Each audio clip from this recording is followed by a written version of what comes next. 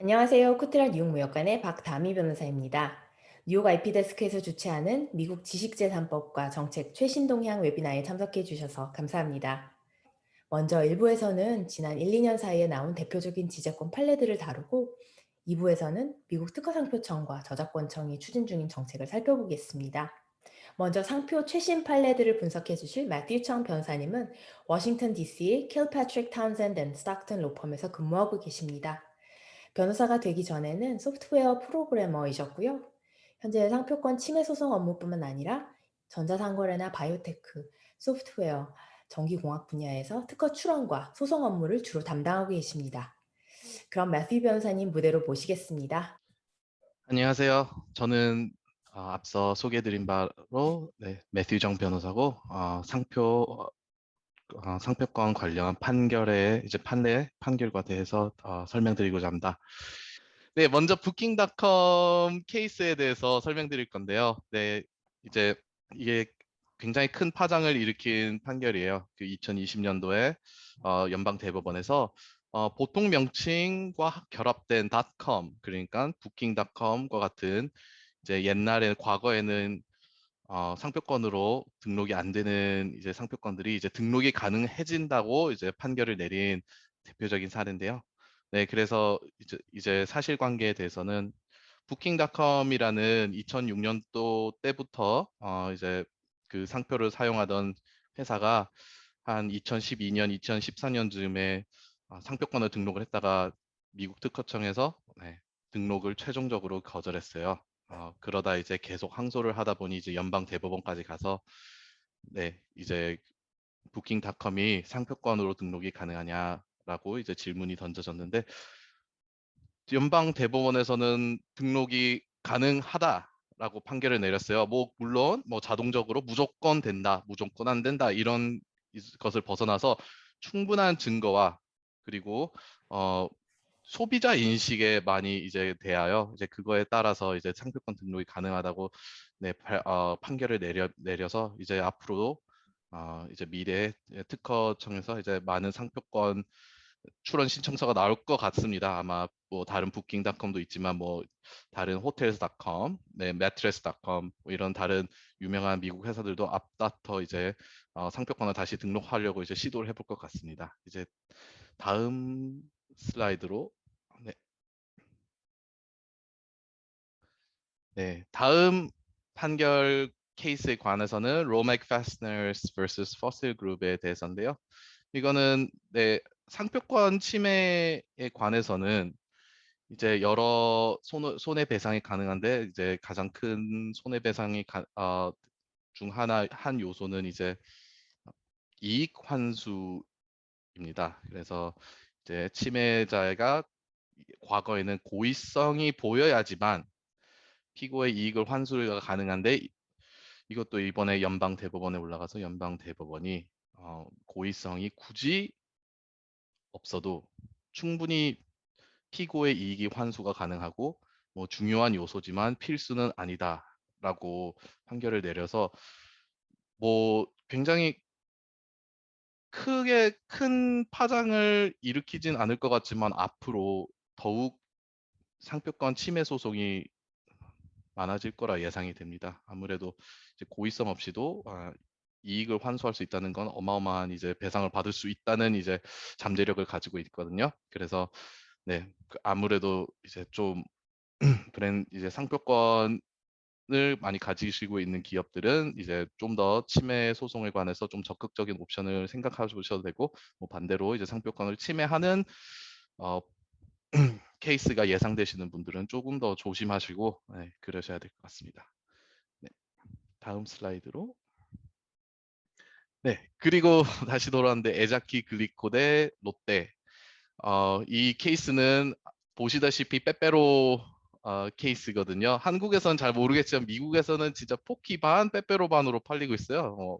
미국 슈퍼도 그렇고 그러다 보니 아무래도 오리지널 과자인 에자키 과자를 개발한 에자키 글리코가 결국에는 롯데를 미국에서 상표권 침해 트레이드 드레스, 그러니까 상표권 중에 여러 이제 여러 종류가 있는데 그 중에 트레이드 드레스는 이 생김새, 그러니까 코카콜라 병과 같이 이제 트레이드 드레스가 있는 경우는 이제 그 디자인에 관해서 이제 보호가 가능합니다. 이제 그래서 이번에 에자키 글리코가 빼빼로를 고소했어요. 그 포키, 그러니까 즉 빼빼로 과자의 모양은 트레이드 드레스 보호가 가능하고, 그리고 너네는 침해하고 있다.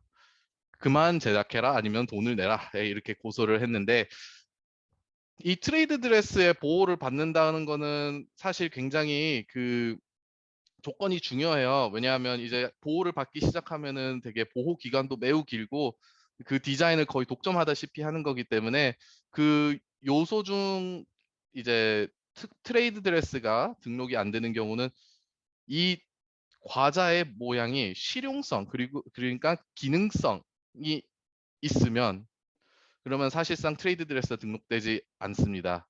왜냐하면 이 미적인 디자인을 등록을 하는 거기 때문에 실용성과 기능성이 있으면 안 되는데, 이번에 그 연방 제3순회 법원에서 이 포키의 과자 디자인은 실용성이 있다, 기능성이 있다. 왜냐? 이 포키를 홍보를 할 때 항상 손에 묻지 않고 깔끔하게 먹을 수 있다.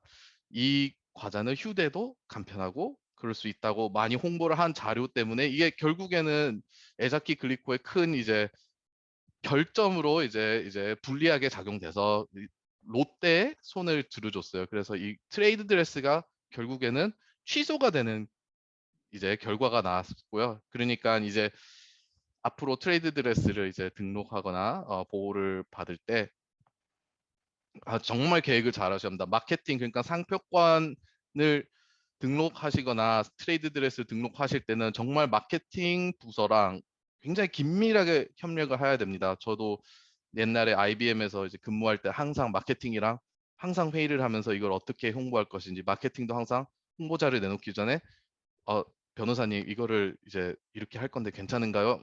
이게 진짜 중요합니다. 이것 때문에 빼빼로뿐만 아니라 다른 회사들도 이제 제작을 할 수 있게 됐어요. 예. 그리고 다음 슬라이드로 넘어가시면 VIP Product LLC 대 잭 다니엘스 프로퍼티스. 이건 아시다시피 그 잭 다니엘이라는 위스키를 만드는 이제 네, 주류 회사에 관한 소송인데요. 네, 그 이번에 보시다시피 VIP 프로덕트는 잭 다니엘스 위스키 술병을 닮은 이제 강아지 반려견 이제 장난감을 제작했는데요. 이 사진을 보시면 똑같죠? 거의 똑같아 보이지만 이제 단어도 다르고 이제 강아지 얼굴이 보입니다.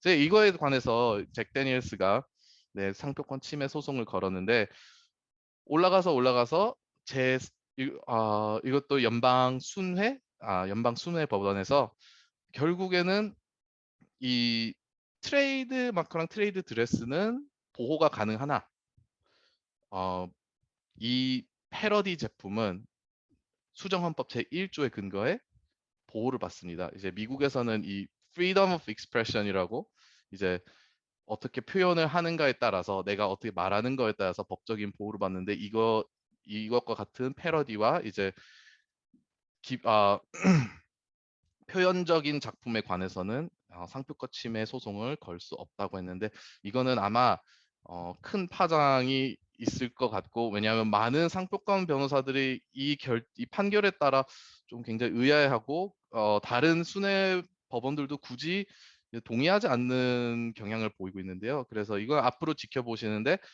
너무 이 케이스에 의존해서 계속 막 패러디 제품들을 많이 출시하고 이런 것은 아직은 조금 조심하셔야 될 것 같습니다. 네, 다음 케이스. 네, 그리고 마지막으로 나이키 vs 우라는 이제 케이스에 대해서 말씀드릴 거예요. 이거는 현재 항소법원에서 항소 진행을 하고 있는데, 이게 사실 상표권 분쟁이기도 하지만 상표권을 좀 벗어난 이제 상표권 침해 소송이 끝나서 이제 나이키가 위조품 판매자들한테 이제 돈을 받아내야 되는데, 이 판매자들이 전부 파산을 했어요. 그럼 파산을 하면은 나이키는 어디서 돈을 모으냐 했는데, 그 파산한 판매자들의 이제 자산을 관리하던, 그러니까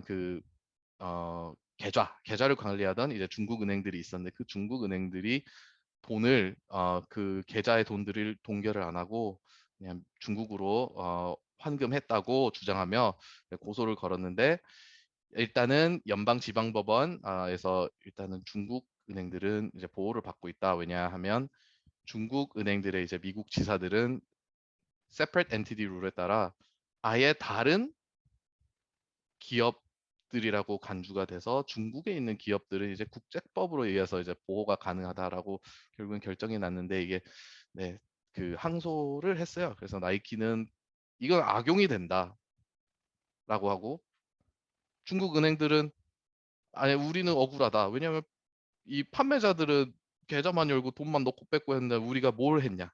우리는 억울하고 우리는 한 것도 없는데 굳이 왜 우리를 여기까지 끌어다녀서 이 어마어마한 배상액을 내게 하느냐라고 이제 주장을 하고 있는데, 이제 많은 사람들이 이제 관심 있게 보죠. 아무래도 네, 미국에서는 아마존닷컴, 그리고 한국에 이제 곧 미국에 어 최근에 진출한 이제 쿠팡이나 다른 이제 온라인 판매 상품을 하는 이제 웹사이트들은 이제 위조품 때문에 이제 좀 곤란해하시는 경우가 있는데, 이제 어떻게 되는지 이제 한번 주시해 볼 네, 필요가 있다고 생각합니다. 네, 감사합니다. 네, 발표 감사합니다. 다음으로 특허와 영업비밀 최신 판례들을 풀어 설명해 주실 구태웅 변호사님을 모시겠습니다. 구 변호사님은 모건스 루이스 앤 마큐스 실리콘밸리 오피스에서 특허 출원과 소송 분야 전문 변호사로 활동하고 계십니다. 전 인텔 엔지니어 출신이시고요. 직접 발명하신 특허도 30건 이상 갖고 계시다고 하네요. 구태웅 변호사님께 마이크를 넘기겠습니다. 안녕하세요. 구태웅 변호사입니다. 예, 오늘은 제가 특허와 그다음에 영업기밀 관련해서 최신 미국 판례를 발표하게 됐는데요. 오늘 발표할 판례 내용 중에는 한국에서도 많이 익숙한 신규성, 진보성보다 그 외에 이제 별도로 미국의 좀 더 특이한 부분에 대해서 제가 말씀드리게 될 것 같아요. 그 중에 하나가 이제 특허 적임성이라고 하는 패턴 엘리저빌리티인데, 그 컨셉이 한국에서 좀 생각할 수도 있어서 잠깐 그거에 대해서 말씀드리고, 그리고 나서 판례로 가도록 하겠습니다. 그래서 어떤 기술이 특허를 받으려면 특허성을 이제 판명할 때 신규성, 진보성이 있어야 되는 거는 잘 아실 거고요. 그 외에도 기타 이제 충족해야 되는 요건들이 있는데, 그 중에 하나가 특허 적임성입니다. 가령 기술이 미국 법상으로는 우선적으로 공정이나 기계나 제품이나 어떤 물질의 구성에 관련된 부분이어야지 특허를 받을 수 있습니다. 또 그와 반대로 그 발명의 대상이 어떤 추상적인 아이디어나 자연의 법칙, 자연적 현상, 또는 자연상에서 만들어지는 물질 같은 경우에는 특허를 받을 수가 없습니다. 가령 아마존에 어디 가갖고 거기 있던 나무에서 있던 어떤 뭐 원액을 추출했더니 그 의료적인 이제 효과가 있더라 했는데, 그 물질에 대한 특허를 받을 수 있느냐라고 하면은 그것은 자연적으로 만들어진 물질이기 때문에 그거 자체에 대해서는 특허를 받을 수가 없습니다. 근데 일반적으로 봤을 때 어떤 기술이 완전하게 이런 그 자연의 법칙에서 벗어나갖고 별도로 있는 경우는 드물어요. 그러니까 실제로 기계적이나 전자적인 발명 같은 경우에도 물리적인 어떤 법칙을 따르는 제품들이기 때문에, 그런 경우에는 어떻게 이제 특허 적임성이 있느냐를 판단을 할 때 이제 그 미국에서 그 대법원이 내린 두 가지 판례, 메이오 클리닉하고 그 다음에 그 앨리스 코퍼레이션 판례에 따라서 두 가지 이제 단계를 보는데, 첫째로는 이 기술이 앞서 얘기한 자연의 법칙, 자연현상 또는 추상적인 아이디어에 속하느냐, 그렇지 않으면은 그런 부분을 포함하고 있느냐, 그렇지 않으면은 특허 적임성이 있다. 만약에 그런 부분을 포함하고 있다고 하더라도 그 외의 부분이 그런 예외가 되는 부분보다 훨씬 더 많은 것을 갖고 있느냐라고 판단해서 그 외의 부분이 상당히 크다고 판단이 되면은 그래도 그 특허 적임성이 있다라고 이제 판단을 하게 됩니다. 그럼 이게 실제로 어떻게 적용되는지 이제 판례를 통해서 보도록 하겠습니다. 다음 판례를 보면은 그 첫째로는 이제 기계적인 부분인데요. 아메리칸 엑셀 매니팩처링하고 닙코 둘 다 그 자동차에 쓰이는 구동 전달 부품 엑셀을 만드는 회사입니다. 여기 보면 그림이 있는데요. 그러니까 X는 엔진에서 나오는 그 파워를 갖다가 실제로 이제 바퀴까지 전달해주는 부분인데 그 어떻게 간단하게 하면은 속이 비어 있는 튜브 모양으로 되어 있는 파이프입니다. 그런데 이게 기계적으로 작동할 때 계속 회전을 하게 되면서 문제가 되는 게 여러 가지 방향으로 그 힘을 받게 되기 때문에 이 튜브가 휘게 돼요. 휘면서 이제 진동이 발생하는데 아무래도 자동차가 진동이 발생하면은 그 승차감도 좋지가 않고 자동차 성능에도 영향을 줄 수 있기 때문에 진동을 어떻게 줄이느냐가 이제 관건이 됩니다. 그래서 실제로 이 특허 소송에서 이용된 특허는 이 그 엑셀의 두 가지 모드의 진동, 첫째로는 밴딩 모드, 둘째로는 그 쉘 모드라고 하는 두 가지 모드의 진동을 갖다가 한 번에 줄일 수 있는 방법을 이제 개발해갖고 그거에 대해 특허를 받았고 그 특허를 이용해서 소송을 했는데 이 특허가 출원되기 전에 이전에도 이런 엑스레이는 진동을 줄이는 방법들이 있기는 있었습니다. 첫째로는 이제 라이너를 이용해갖고 라이너는 이제 그 속이 비어있는 튜브니까 그 안에 라이너를 집어넣어서 진동을 줄이거나 아니면 무게 추들을 달아갖고 무게의 그 비중을 바꿈으로써 진동의 이제 모드를 바꾸는 기술들이 있었는데요. 이 경우에는 이 라이너에다가 라이너 자체를 튜닝을 해갖고 어떻게 진동 모드가 바뀔 것인가를 이제를 다루는 기술인데 이 경우에는 이제 그 항소법원에서 판결이 이 기술은 기본적으로 자연의 법칙을 그냥 단순히 갖다 쓴 것이다. 그 호크의 법칙이라고 스프링에다가 힘을 주면 스프링이 그 휘어지는 것처럼 똑같은 기술을 그대로 갖다 자연의 법칙을 쓴 것이다. 그리고 이 특허의 범위에는 그걸보다 훨씬 더 넘어가는 부분이 없기 때문에 그래서 이것은 특허 적임성이 없으므로 특허는 무효가 된다라고 판결을 하였습니다. 그래서 여기서 배울 수 있는 점은 특허를 출원할 때 기계적인 특허라고 하더라도 단지 청구항에서 원하는 결과, 우리는 이런 좋은 결과가 나온다라고만 얘기를 하는 것이 아니라 어떻게 해서 그 원하는 결과가 나오는지를 구체적으로, 그러니까 실제 기계적인 제품 경우에 어떤 구조가 필요한지 아니면은 어떤 공정인 경우에는 어떤 구체적인 공정을 통해서 그런 원하는 결과를 얻을 수 있는지를 설명하는 것이 필요할 것으로 보입니다. 다음 판의 경우에는 똑같이 특허 적임성에 관련된 케이스인데 이거는 이제 바이오테크 쪽입니다. 그래서 일루미나 대 아리오사.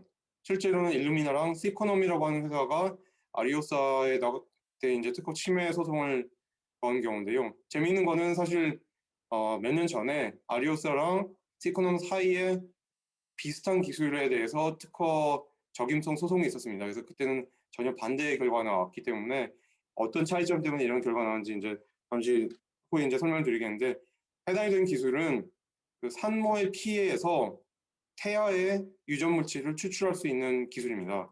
1996년도에 이제 그 발명자들이 산모의 피 안에서 태아의 유전 물질을 찾을 수 있다라는 걸 발견을 하게 되면서 그럼으로 인해서 태아의 유전자 검사를 할 때 기존에는 양수에서 양수를 추출해 갖고 유전자 검사를 해야 되는데 양수를 추출할 때는 그에 따른 부작용이 있고 안전성에 대한 이슈들이 있기 때문에 이렇게 양수를 추출하지 않고 산모의 피만으로 이렇게 태아의 유전자 검사를 할 수 있다면 훨씬 더 안전한 테스트가 되지 않을까라는 이제 생각으로 기술을 개발하게 되었고 그에 대한 특허를 받았습니다.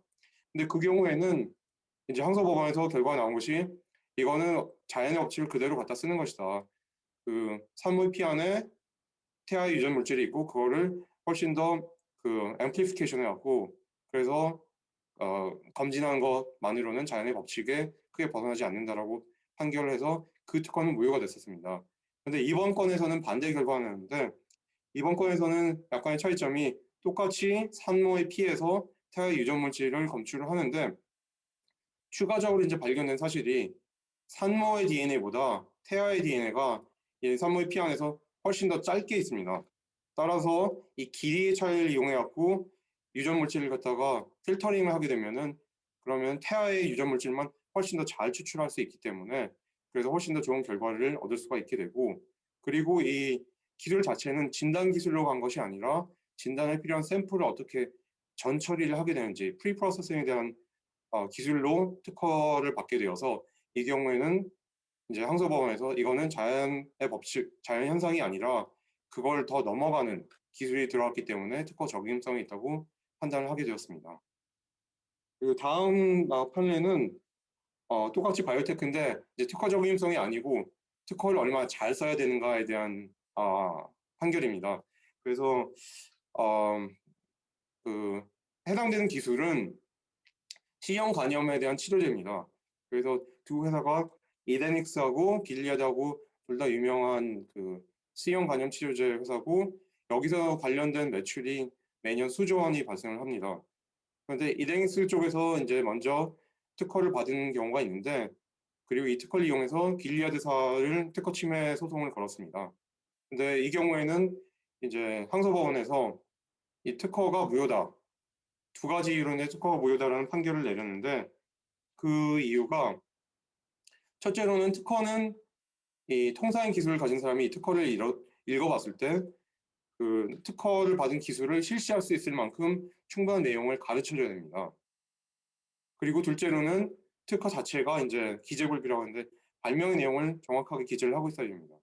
첫 번째 경우에는 이 해당 물질이 여기 오른쪽에 있는 그 화학식으로 보이는데 이게 이제 특허에 해당되는 물질 중에 하나인데 보면은 이 펜토스 슈거링의 2번 위치 위쪽에 보면은 메실 그룹이 와 있습니다.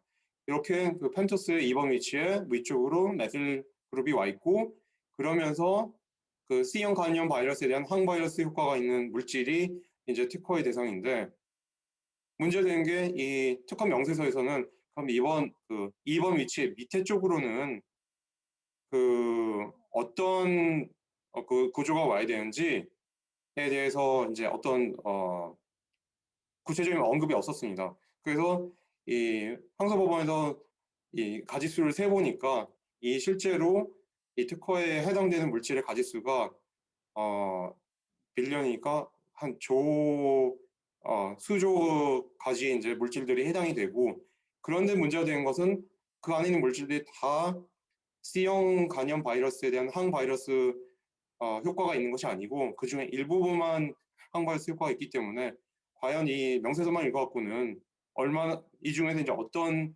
물질이 그런 효과를 가지고 있는지를 모르기 때문에 그 통상 기록을 가진 사람은 그럼 그 수조 가지 물질을 다 테스트를 해봐야 된다.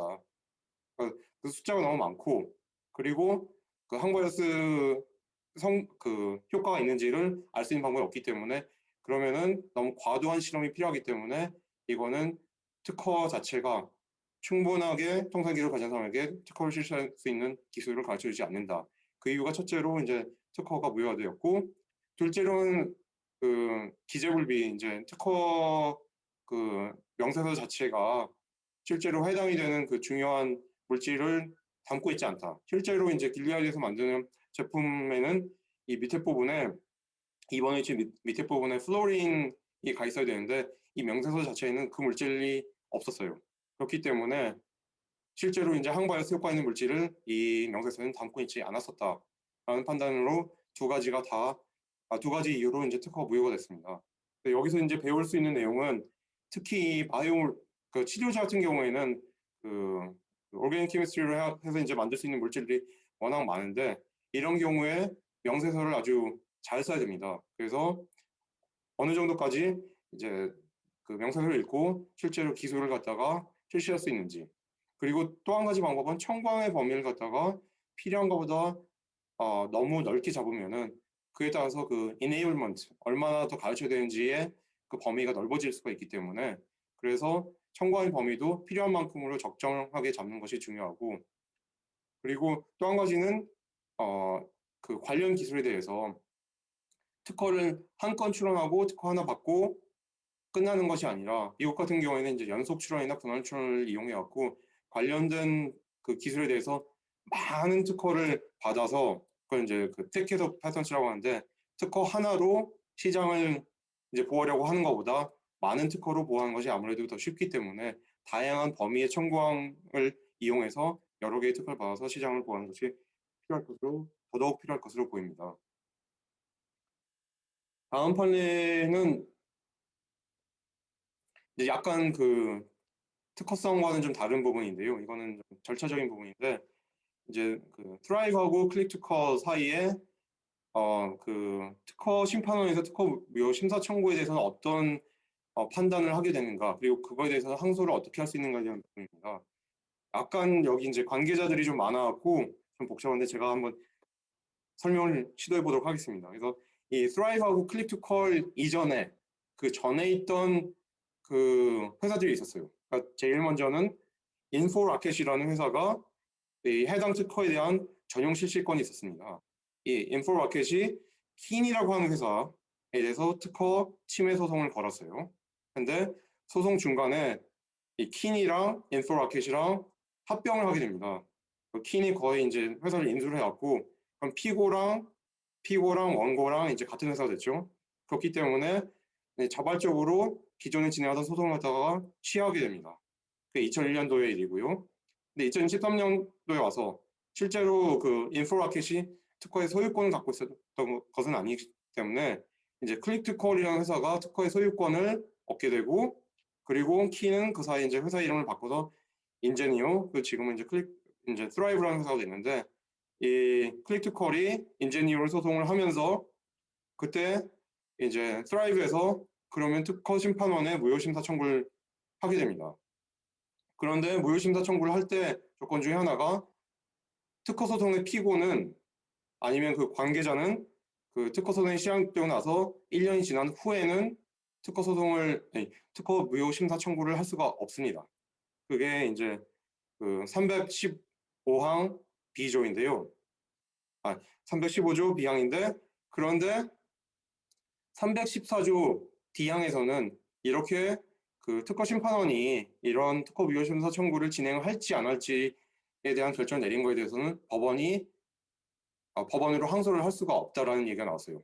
그래서 그러면 이렇게 그 시간 요건을 맞췄는지 안 맞췄는지에 대해서 특허 심판원이 판결한 그것도 그 법원을 항소를 할 수 있느냐 없느냐에 대한 이슈였는데, 짧게 말씀드려서는 이것도 마찬가지로 이 특허 심판원이 특허 무효 심사 청구를 진행할지의 여부와 아주 긴밀하게 연관된 부분이기 때문에, 따라서 법원에서 항소 심판을 항소에 검토를 하지 않겠다는 판결이 나왔습니다. 그래서 이상으로 특허 관련 판례 발표를 마치고 영업비밀 관련 판례를 하나 짧게 말씀드리도록 하겠습니다.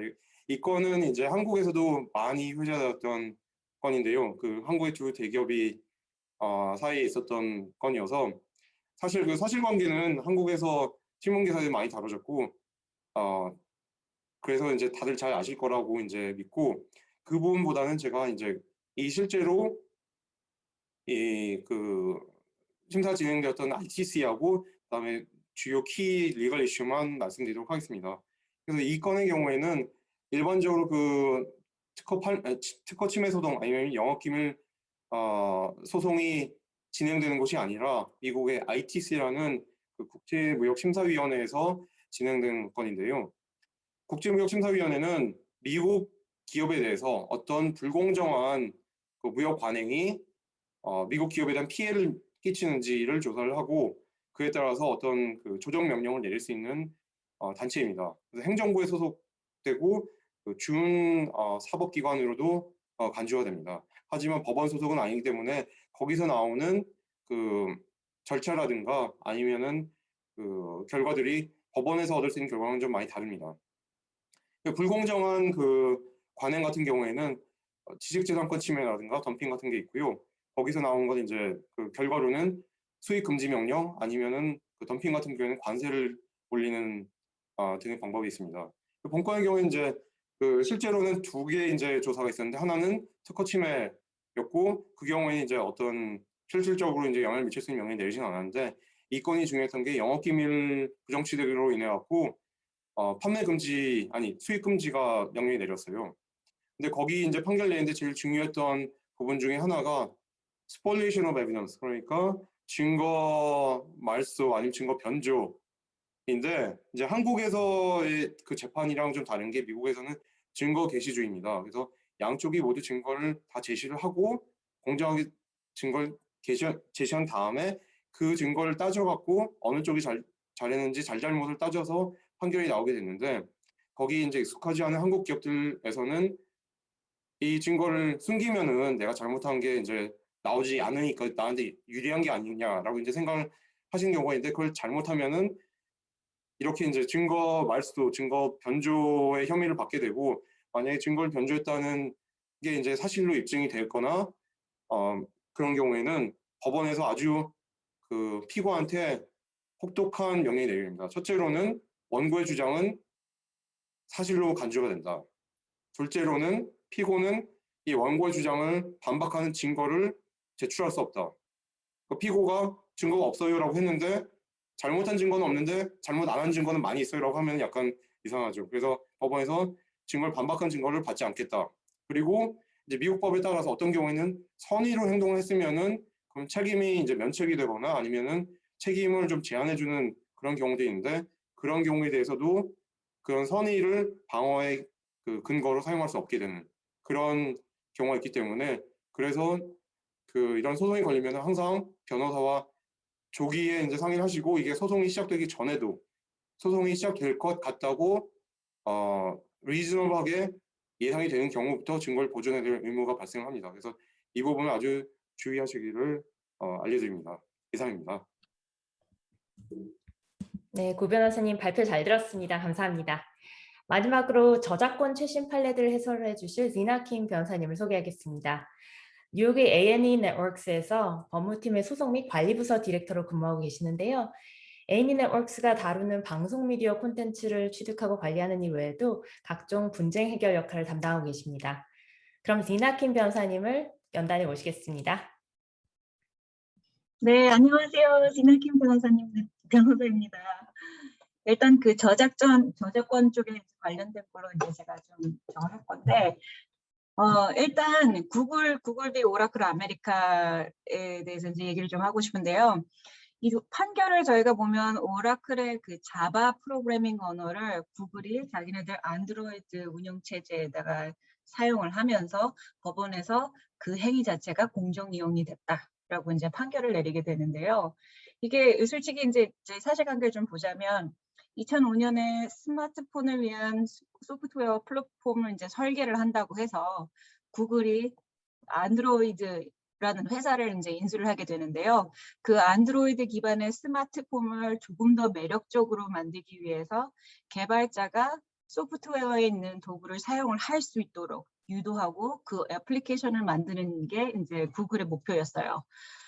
그리고 거기 있는 그 이제 그 플랫폼을 만들면서 그 당시 선 회사의 그 자바를 사용하기 위해서 한창 협상을 하던 과정 중에 그 선 측에서 우기는 상호 운용성 정책 때문에 협상이 중단이 되고 맙니다.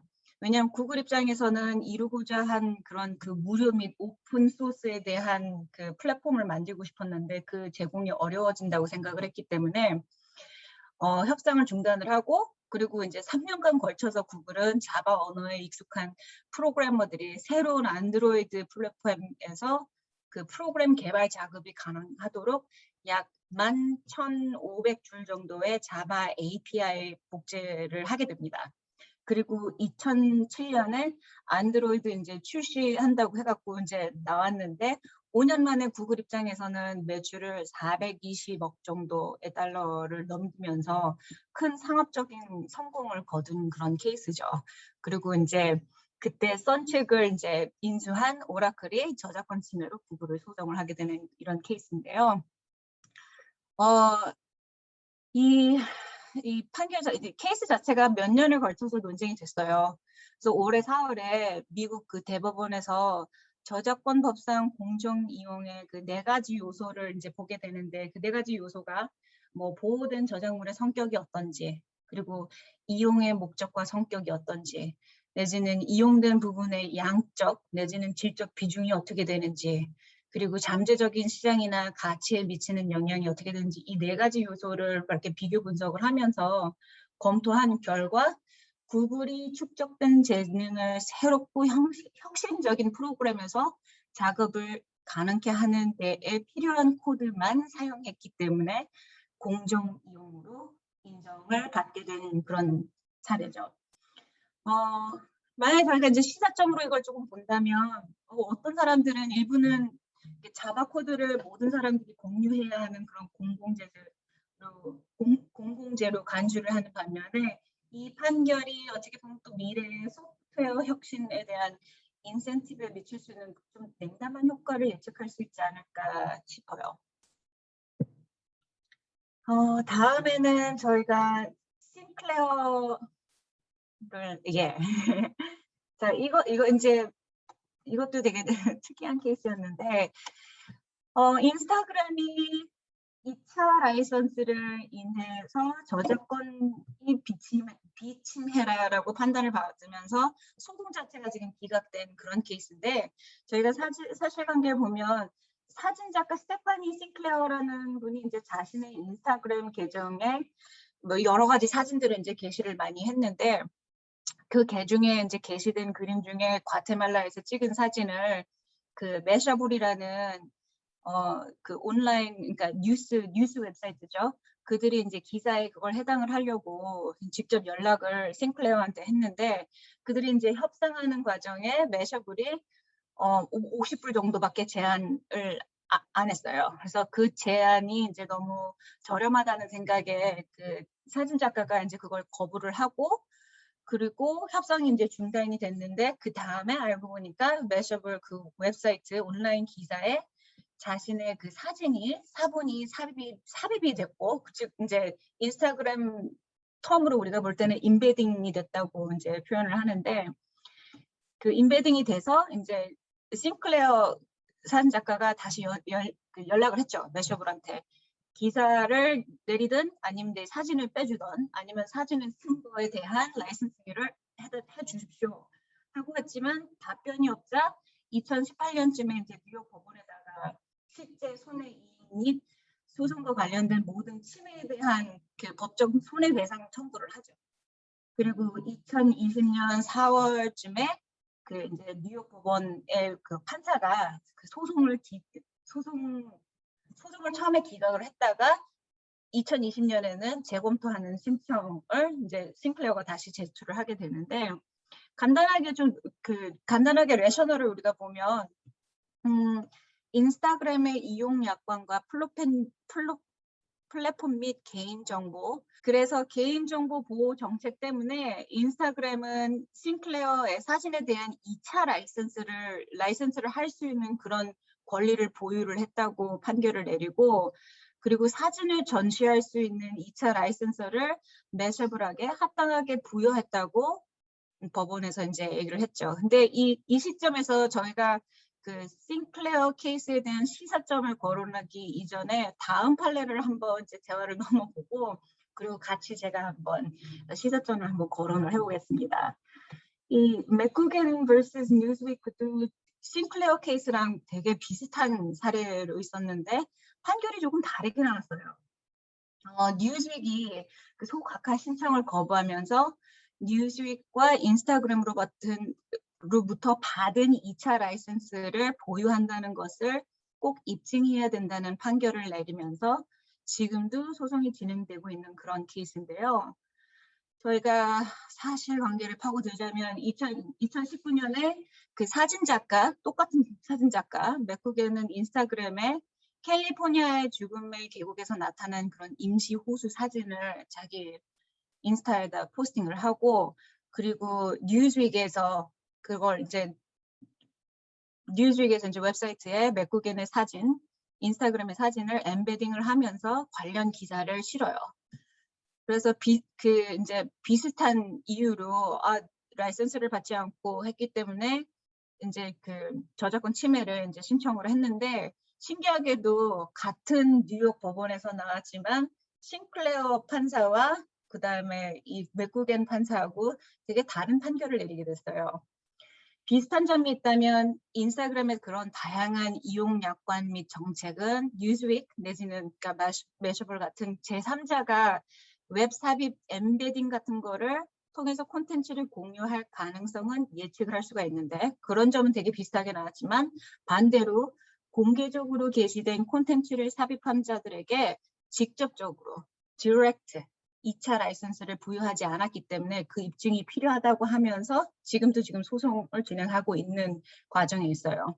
그리고 이 케이스 같은 경우에는 그 뉴스윅이 또 저작권 법상 공정 이용이다라고 얘기를 했기 때문에 마찬가지로 그 4가지 요소를 검토를 하면서 공중이용에 해당되지 않는다라는 판결까지 내렸고요.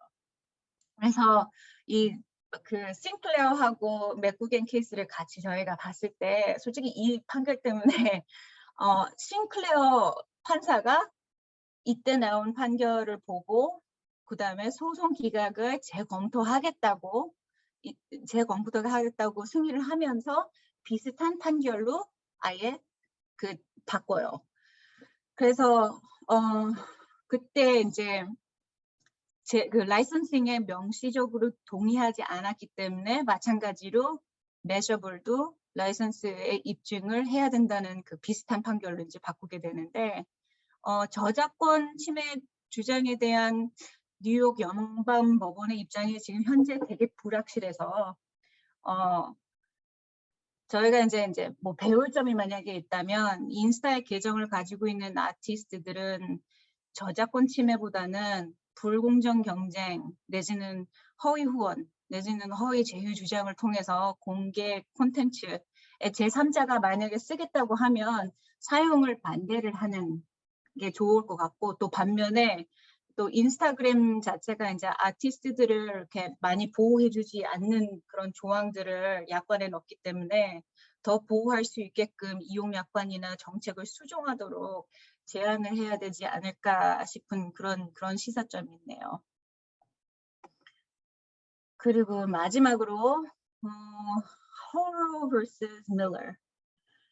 원작 1979년에 그 13일 내 금요일 영화 아마 거의 다 보셨을 텐데, 그때 영화 각본에 대한 저작권을 누가 소유를 하고 있느냐에 대한 그런 케이스였는데 판결 자체는 작가에게 되돌려졌다는 그런 판결이 나왔습니다. 그 1979년에 프로덕션 회사 매니라는 회사에서 작가 밀러가 이제 각본 작성을 하라고 의뢰를 받는데요.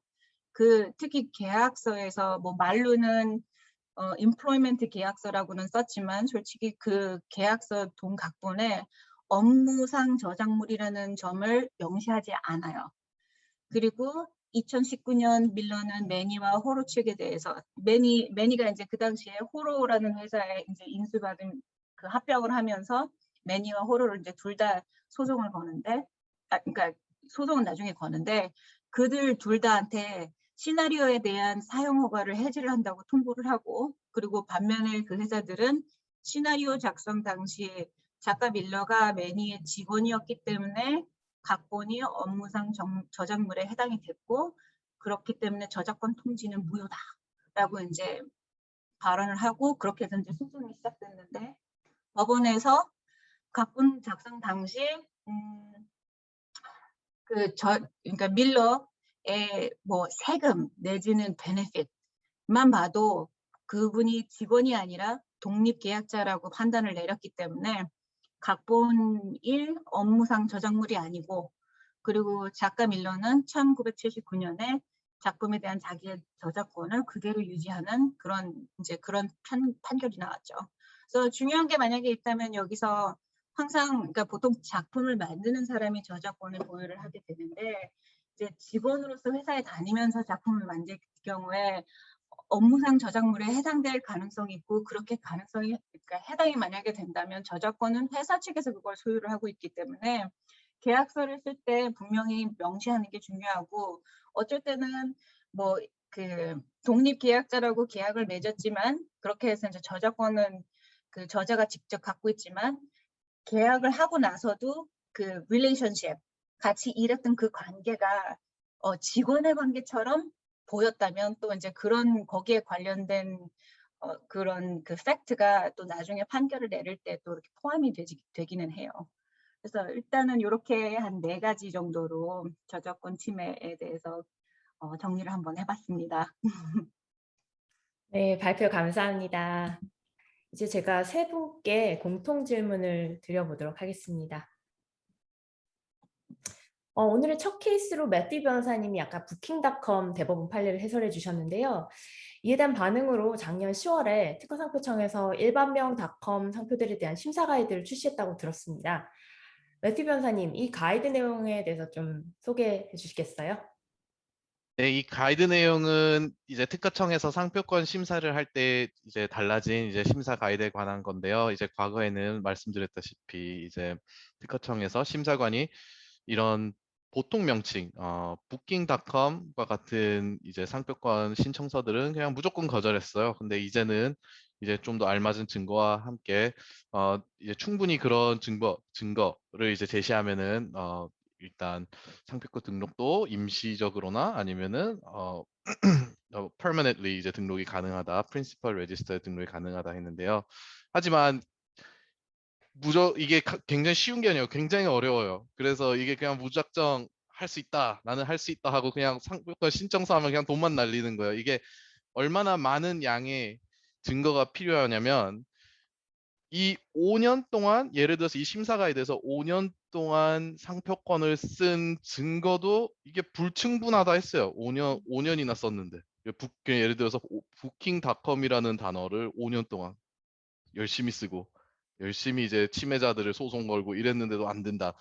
사실상 그 지속적인 사용으로 인해서 소비자 인식이 확실하게 부킹닷컴은 이 회사와 관련되어 있다. 아니면 이 제품과 관련되어 있다. 이게 확실히 이제 증명이 돼야 되는데 이제 그거에 관해서 이제 어떤 증거를 이제 제시해야 되냐 그런 거에 대해서 좀 더 얘기하고 있고요. 그 소비자 이제 설문조사 관련돼서 설문조사가 지금 가장 큰 증거로 이제 채택이 됐는데 연방 대법원에서 이제 그거에 대해서도 얘기하고 네 그거에 대해서 자세한 얘기를 하고 있습니다. 그러다 보니 이제 이제 팩 이제 상황이 맞으면 네 한번 도전해 볼 만하지만 이제 여전히 어렵다고 확실히 말하고 있으니 네 그냥 무작정 신청만 하지 마시고 이제 변호사와 상담을 하시는 게 좋을 것 같습니다. 네, 잘 알겠습니다. 이번에 구태웅 변호사님께 제가 여쭐게요. 아까 발표해 주신 아이데닉스 판례에서요. 그동안 사실 제약 조성물에 있어서 실시 가능 요건이나 상세한 설명 요건에 기반한 특허 무효화는 아주 드물었던 것으로 알고 있는데요. 앞으로 제약회사나 조성물 특허권자들은 어떻게 준비를 하면 좋을까요? 특허 출원 중인 출원인들은 관련 명세서를 아이데닉스 판례 기준에 맞게 다시 수정할 수 있는 그런 기회가 주어지나요? 명세서 자체에 이제 새로운 내용을 추가하는 것은 실질적으로 불가능합니다. 그렇기 때문에 우선 이제 출원 전 단계로 얘기를 하면요. 명세서를 준비할 때 아까도 말씀드렸지만 훨씬 더 자세하게 어떻게 이제 어떤 물질들이 효용성이 있을지를 더 이제 자세히 설명을 하고, 그러니까 실제로 발명 어떻게 실시할 수 있는지를 더 자세히 설명을 해야 되고, 그렇게 하다 보면 이제 아무래도 그 명세서를 준비하는데 시간이 더 많이 들어가기 때문에 출원 준비 비용이 좀 더 올라갈 수 있습니다. 그래서 그 재무적으로도 그런 쪽으로 이제 준비를 하시는 게 좋을 것 같고요. 그리고 둘째로는 이 enablement는 두 가지가 이제 그 큰 중요한 부분입니다. 첫째로는 명세서가 넓고 자세하게 써야 되는 게 있고, 또 하나는 청구항이 얼마나 넓은가가 이제 중요합니다. 그래서 청구항이 아주 넓어지면은 명세서도 그만큼 더 자세하게 더 많이 써야 되는 거고, 청구항이 좁아지면은 기존의 명세서로도 괜찮을 수 있는 가능성이 더 올라갑니다. 그래서 벌써 이제 출원이 진행돼 갖고 심사 중인 경우에는 명세서의 새로운 내용을 이제 추가할 수가 없기 때문에 대신에 청구항의 범위를 실질적으로 중요한 부분만으로 남겨놓고 범위를 줄이는 것이 이런 enablement로 인한 특허 무효화를 막을 수 있는 그런 단계가 될 것 같고요. 그리고 또 하나는 이제 실제적으로 이제 심사 중인 건이 있을 경우에 분할 출원이나 연속 출원을 해갖고 계속 심사가 진행되고 있는 건을 유지해 놓는 것이 추후에라도 이런 그 법원 판결에 의해서 특허 무효될 경우에도 그 문제되는 이슈를 고쳐서 다시 특허를 받을 수 있는 가능성을 남겨두기 때문에 그렇게 남겨두는 것이 훨씬 더 유리할 것으로 보입니다. 네, 잘 알겠습니다. 방금 저희가 부킹닷컴에 대해서 잠깐 얘기를 했는데요. 지금 오디언스 질문이 하나 들어와서 매튜 변호사님께 다시 여쭐게요. 참석자분께서 질문해 주시기를 부킹닷컴 사건에서 대법관 한 분이 설문조사 73%에 대해 신뢰를 못하시면서 판단을 유보하는 의견을 내신 것으로 아는데 법원의 설문조사에 대한 입장은 어떤지요? 이렇게 질문을 하셨어요. 네, 대법원의 설문조사 입장은 정반대입니다.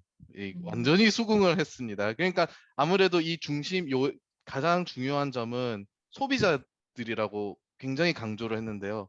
소비자들이 이 부킹닷컴이 확실하게 이 회사와 이제 그 소스로 이제 인식이 된다. 이게 73%도 충분하다.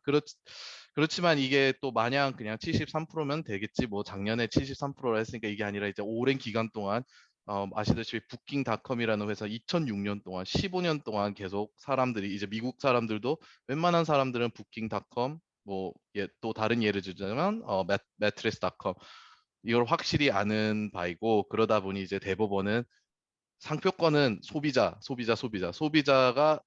왕이다라 해서 이제 그런 판결을 내리다 보니 한 대법관 분은 이제 수긍을 못 하셨는데 아무래도 나머지 8분은 뭐 그게 최고다. 소비자 설문지 조사 73% 수긍 인정 이렇게 해서 끝났어요. 그래서 네, 그렇게 네, 짧게나마 답변을 해드립니다.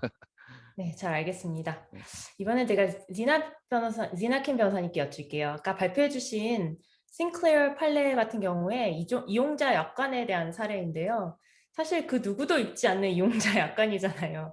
이런 내용이 있었다는 게 좀 놀랍기도 한데 이 외에도 어떤 소셜미디어 컨텍스트에서 자주 대두되는 저작권법 이슈가 어떤 게 있을까요? 그러니까 제가 일하는 그 관점에서 봤을 때는 저희가 소셜미디어에 관련된 이슈는 많이 생기진 않는데 텔레비전 회사 입장에서 봤을 때 주로 이제 텔레비전 그 컨텐츠에 소셜미디어를 저희가 삽입을 해야 될 때가 여러 번 많이 나와요. 그래서 시사 프로그램을 특히 이렇게 만들 때는 그 인스타는 인스타대로 저희가 연락을 하고 인스타 안에 들어있는 그 작품을 소유하는 사람 내지는 포스팅을 소유하는 사람 따로 라이선스를 양쪽으로 이렇게 다 따내는 게 가장 안전하다고 생각하기 때문에 소송을 받지 않고 그 클레임을 받지 않는 입장에서 저희는 이제 양쪽에서 그거를 항상 하려고 이제 노력을 많이 해요. 그리고 이제 저희 회사 같은 경우에는 저희가 CNN이나 이런 뉴스윅 같은 뉴스 단체가 아니고 드라마타이저 하는 그런 채널이기 때문에 그러다 보니까 그 같은 소셜미디어 클리핑을 써서 공정이용이라고 우길 수는 있긴 한데 그 뉴스 단체가 받는 그런 보호만큼 받지는 않아요, 저희가.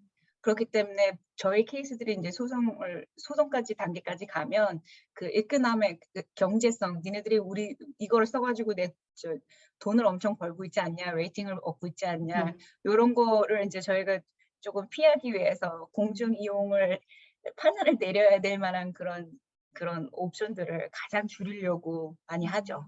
왜냐하면 드라마틱하게 드라마타이즈하는 경향이 뉴스 단체하고는 조금 더 많기 때문에 그런 쪽으로 저희가 이제 주로 담당을 하고 다른 사례들은 제가 그렇게 많이 알고 있는 게 없습니다. 네, 감사합니다. 네, 아까 지나 변호사님이 발표해주신 구글 오라클 판례에 대해서 이번에는 프로그래머 출신이신 매튜 변호사님께 제가 견해를 좀 여쭙고 싶어요. 결과에 대해 어떻게 생각하시는지 간단히, 그리고 또 소프트웨어 코드를 저작권으로 보호하는 전략이 더 우수한지 아니면 특허나 영업비밀로 보호하는 전략이 더 나은지 각각의 접근법 차이에 대해서 짧게 설명 부탁드릴까요? 네, 아무래도 이제 저 프로그래머로서는 무조건 이 구글의 승리를 이제 응원했죠. 아무래도 뭐 구글이나 이번에 안 보이는 공간에서 마이크로소프트가 구글을 도우면서 이 큰 승리를 가져다 줬는데요. 이거야말로 이제 코드가 이제 좀 더 자유적으로 쓸 수 있게 이제 그 자바 API가 좀 더 레고 블락을 이용한 이제 소프트웨어 코드를 이제 좀 더 자유스럽게 쓰기 위해서 이제 레고 블락들이 풀렸다고 보면 돼요. 저는 항상 그렇게 생각하거든요. 이제 오라클한테는 이제 큰 피해를 보죠. 이제 엄청나게 막대한 이제 배상금을 받을 수도 없고 이제 그 자바 API들에 대한 이제 보호도 이제 모호해졌습니다. 그래서 네, 그러다 보니 이제 미래에 관해서는 크게 이제 코딩과 앞으로 나아가는 방향에 좀 맞다고 생각해요, 사실. 그러니까 이제 많은 프로그래머들이 이제 API를 많이 쓰고 그리고 오픈 소스도 많이 쓰다 보니 이제 그런 앱 데벨로퍼들이나 이런 사람들은 많이 환호를 하고 있습니다. 뭐 당연하다고 생각하는 사람도 있어요. 이게 왜 애초부터 저작권 케이스가 됐냐라고 말했고 이제 그것 관해서 이제 소프트웨어 코드 저작권을 보호하는 전략 이제 돼서 그냥 짤막하게 설명을 드리자면 아마 특허로 보호받는 이제 요점은 남들이 이제 그냥 소프트웨어 결과로 보고서는 이제 그거를 따라서 만들 수 있거나 이제 만약에 유저 인터페이스나 그런 거를 따라 만들 수 있는 그런 가능성이 있으면 특허 보호가 일단 제일 좋아요. 이제 왜냐하면 이런 펑셔널리티를 보호해주기 때문에. 그래서 UI나 이제 사람들이 이제 이거 나도 할 수 있어. 이렇게 해가지고 만들 수 있는 건 이제 특허 보호가 제일 최선이고, 소프트웨어 코드 같은 경우에는 이제 코드를 카피를 할 수 있는 이제 항상 가능성이 제기될 때, 이제 그러니까 누가 카피 페이스트 해가지고 나도 똑같이 만들어야지 이런 이제 관련이 있으면 저작권으로 이제 보호가 가능한데, 이 저작권과 특허가 동시에 보호가 가능해요. 그래서 저작권 특허하고 이제 나머지는 이제 그 영업 비밀이죠.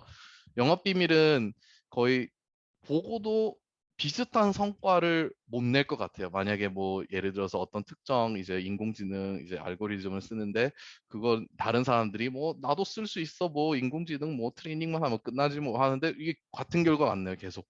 이제 그런 이제 그 코카콜라 레시피처럼 이 인공지능을 이제 잘 작동할 수 있는 시크릿 소스들은 이제 영업 비밀로 주로 보호하려고 해요. 그러다 보니 요즘에 소프트웨어 기업들이 굉장히 다양하게 보호를 해요. 이제 옛날에는 거의 특허로 다 하려 하는데 이제 API 서비스나 이제 그 아마존이나 구글이 이제 자기 호스트 서버에다가 이제 그 시크릿 그 비밀 뭐 MSG 비밀 재료들이 이렇게 딱 지네들끼리 이제 딱 세큐어 하면서 이제 그런 거는 이제 트레이시키를 보호하려고 합니다. 그래서 항상 상담을 하시고 어느 게 나은지 무조건 특허가 최고다, 영업 비밀이 최고다, 저작권이 최고다 아니라 사실 이렇게 겹치되 안 겹치게 여러 보호가 가능하니 꼭 이제 상담을 받으시는 게 좋을 것 같습니다. 네, 잘 알겠습니다. 네. 이번에는 구태웅 변호사님께 하나 여쭐게요. LG화학과 SK이노베이션 배터리 영업비밀 분쟁 올해 초 아주 뜨거운 감자였는데요. 두 한국계 기업이 왜 하필 미국의 ITC에서 영업비밀이랑 특허 전쟁을 이렇게 벌였을까요?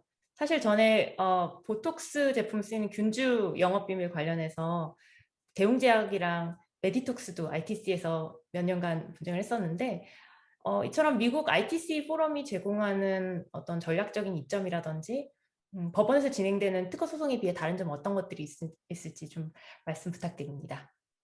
네, 여러 가지 팩터가 있는데요. 첫째로는 제 생각에는 미국 시장이 워낙 크기 때문에 그래서 미국 시장에서 판매 금지가 된다면은 그 타격이 전 세계적으로 봤을 때 타격이 큽니다. 그래서 큰 시장에서 우선 좋은 결과를 얻을 수 있으면은 그러면 다른 시장에도 영향을 미칠 수 있기 때문에 그게 이제 한 가지 팩터가 될 것 같고요. 그러면 이제 미국에서도 왜 이제 ITC를 선호하느냐 일반 법원에 비해서 그게 이제 ITC 같은 경우에는 그 심사 기간이 훨씬 짧습니다. 그래서 처음에 컴플레인트가 파일되고 그다음에 히어링이 끝나는 데까지 한 1년 정도, 12개월에서 15개월 정도의 시간이 걸리는데 그에 비해서 법원에서 특허 침해 소송을 진행할 경우에는 이제 그 어느 법원에서 진행하느냐에 따라 다른데 주마다 다르지만 빨라도 한 2년에서 2년 반 정도, 오래 걸리는 곳에서는 한 4년에서 5년 정도가 지나야지 그래야지 트라이까지 갈 수가 있어요. 그렇기 때문에 그 사이에 벌써 상대방은 다 침해하면서 제품 팔고 있으면은 그 시장을 다 놓치게 되니까 그렇기 때문에 빠른 결과를 얻기 위해서 이제 ITC에서 소송을 하는 이유가 되고요. 그리고 또 하나는 아까 말씀드렸다시피 이제 미국은 그 증거주의이기 때문에 증거 개시 제도가 있어서 이 소송을 통해 갖고 많은 증거를 얻어낼 수가 있습니다.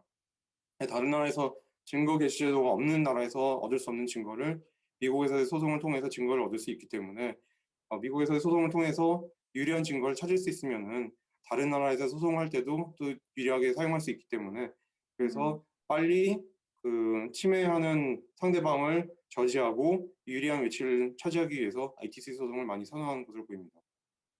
네, 그렇군요. 네, 저희가 계속 이렇게 진행을 하고 싶지만 시간 제약상 여기서 이제 멈춰야 될 것 같습니다. 오늘 연사로 참여해 주신 세 분께 진심으로 감사드립니다.